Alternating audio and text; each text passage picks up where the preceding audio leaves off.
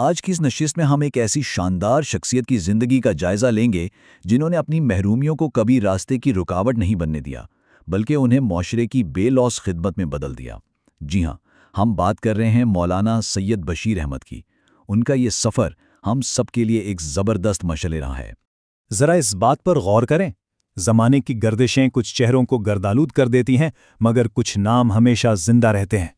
کتنا گہرا جملہ ہے نا؟ دراصل یہی وہ بنیادی وجہ ہے کہ آخر اس شخصیت کی کہانی کو تاریخ میں کیوں محفوظ کیا گیا۔ یہ ان عظیم لوگوں میں سے ہیں جو اندھیرے میں بھی یقین کے قافلے کے لیے روشنی کا مینار بنے رہتے ہیں۔ انہیں بہت محبت اور عقیدت سے ایک خاص لقب دیا گیا ہے، مرد درویش۔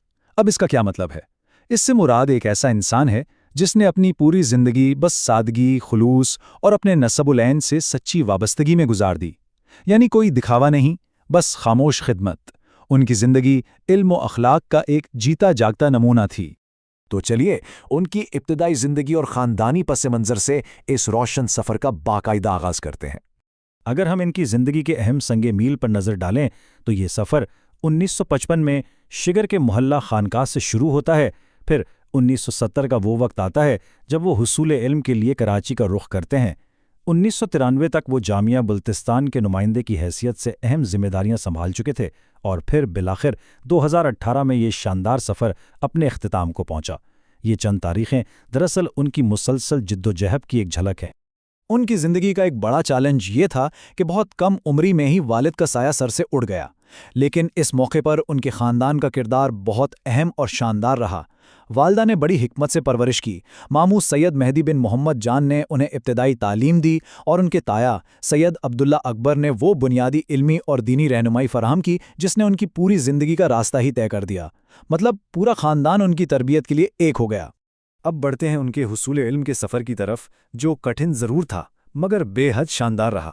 ان کی تعلیم کا سفر کسی ایک جگہ تک محدود نہیں تھا، یہ مسلسل ہجرتوں کی کہانی ہے۔ پہلے وہ پنجاب کے جامعہ تعلیم اسلام گئے، جہاں ان کے دل میں عربی اور اردو زبان کی محبت پیدا ہوئی۔ پھر 1970 میں کراچی آئے اور جامعہ دارالحدیث رحمانیہ میں داخلہ لیا۔ وہاں انہیں مولانا یوسف محمدی جیسے نامور اور قابل اساتذہ سے اپنی علمی پیاس بجھانے کا موقع ملا۔ لیکن یہاں زندگی نے ایک سخت امتحان لیا۔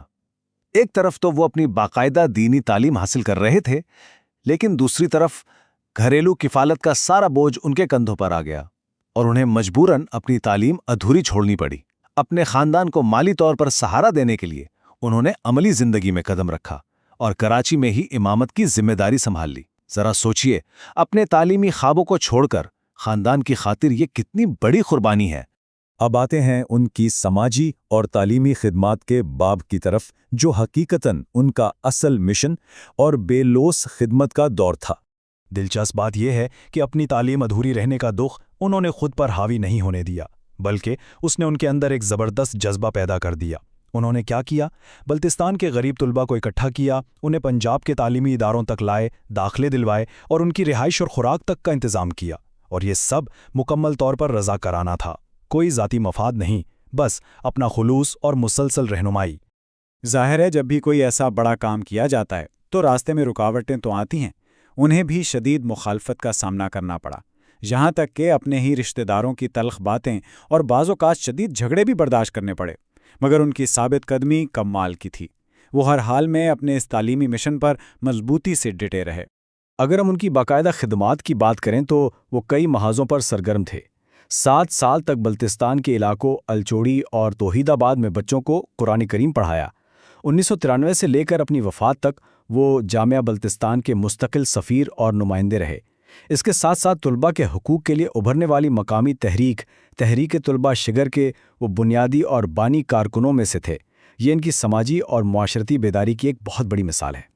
اب بات کرتے ہیں ان کے کردار اور نجی زندگی کی۔ یہ حصہ ذاتی طور پر مجھے بہت متاثر کرتا ہے کیونکہ اس میں بے پناہ شفقت اور گرم جوشی چھپی ہے۔ عموماً ہمارے ذہن میں ایک عالم دین کا تصور ذرا سخت انسان کا ہوتا ہے، لیکن یہ بالکل مختلف تھے۔ وہ ایک بے باک اور مخلص دائی تو تھے ہی، مگر ساتھ ہی انتہائی خوش مزاج اور ہنس مکھ انسان بھی تھے۔ ان کی سخاوت تو ایسی کمال تھی کہ سن کر حیرانی ہوتی ہے۔ بسا اوقات ضرورت مندوں کی مدد کے لیے وہ اپنے گھر کا سامان تک اٹھا کر دے دیا کرتے تھے۔ دوسروں کی خوشی میں اپنی خوشی تلاش کرنا ان کی فطرت میں شامل تھا۔ ان کی پوری زندگی کا فلسفہ ان کی ایک چھوٹی سی نصیحت میں سمٹا ہوا تھا جو وہ اکثر کرتے تھے: بیٹا، ہمیشہ غریبوں کے ساتھ نرمی اور سخاوت سے پیش آنا۔ اور یہ صرف زبانی باتیں نہیں تھیں، وہ خود اس پر عمل کرتے تھے اور اپنی اگلی نسل کو بھی اسی راستے پر چلنے کی تلقین کرتے رہے۔ چلیے اب ان کے خاندان اور اولاد کا ذکر کرتے ہیں، جو یقیناً ان کا ایک بہترین وراثہ اور صدقہ جاریہ ہے۔ ان کی بہترین خاندانی تربیت کا سب سے بڑا ثبوت ان کے 4 باصلاحیت بیٹے ہیں۔ سید عمر فاروق کویت سے پڑھے اور اب کراچی میں مساجد و مدارس چلا رہے ہیں۔ سید حبیب الرحمان جامعہ ستاریہ سے فارغ التحصیل ہو کر ریاض میں مقیم ہیں۔ سید مجیب الرحمان ایک کامیاب انجینئر ہیں اور سید محب الرحمان اکاؤنٹنگ کے شعبے میں سعودی عرب میں اپنا لوہام منوا رہے ہیں۔ مختلف شعبوں میں بکھری یہ کامیابیاں بتاتی ہیں کہ انہوں نے اپنے بچوں کو کیسا زبردست خاندانی اور تعلیمی ماحول فراہم کیا تھا۔ اب ہم اس جائزے کے آخری حصے کی طرف بڑھتے ہیں، ان کی وفات اور وہ دیرپا اثرات جو وہ اپنے پیچھے چھوڑ گئے۔ یکم رمضان مبارک 2018 کا وہ دن تھا جب اس مخلص انسان کا دنیاوی سفر مکمل ہوا۔ افطار کے فوراً بعد راولپنڈی کے ایک مسافر خانے میں حرکت قلب بند ہونے کے باعث وہ انتہائی خاموشی سے اپنے خالق حقیقی سے جا ملے۔ ذرا اس منظر کو تصور کریں، ان کی رخصتی میں کتنا گہرا تضاد تھا۔ ایک طرف راولپنڈی کا وہ مسافر خانہ جہاں نہایت خاموشی سے ان کی وفات ہوئی، اور دوسری طرف جب ان کا جسد خاکی ان کے آبائی علاقہ بلتستان لایا گیا تو نماز جنازہ میں انسانوں کا ایک سمندر امڑ آیا۔ یہ اس بات کا جیتا جاگتا ثبوت تھا کہ لوگوں کے دلوں میں ان کے لیے کس قدر گہرا احترام تھا۔ اور پھر انہیں ان کے تایا اور عمر بھر کے مربی مولانا سید عبداللہ اکبر کے پہلو میں سپرد خاک کیا گیا۔ اس بات میں ایک عجیب سی روحانیت ہے نا؟ جس استاد نے ان کے علمی سفر کی بنیاد رکھی تھی، موت کے بعد بھی انہیں اسی استاد کی دائمی قربت نصیب ہوئی۔ تو آخر میں ہم سب کے لیے یہ غور کرنے کا مقام ہے، کس طرح ایک فرد کی خاموش، مسلسل اور بے لوث خدمت آنے والی پوری نسلوں کا تعلیمی اور اخلاقی منظرنامہ بدل کر رکھ دیتی ہے۔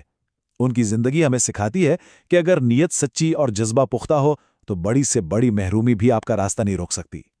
اسی سوچ کے ساتھ آج کی اس معلوماتی نشست کو یہیں مکمل کرتے ہیں۔ یقیناً یہ ایک ایسا سفر تھا جسے ہمیشہ یاد رکھا جائے گا۔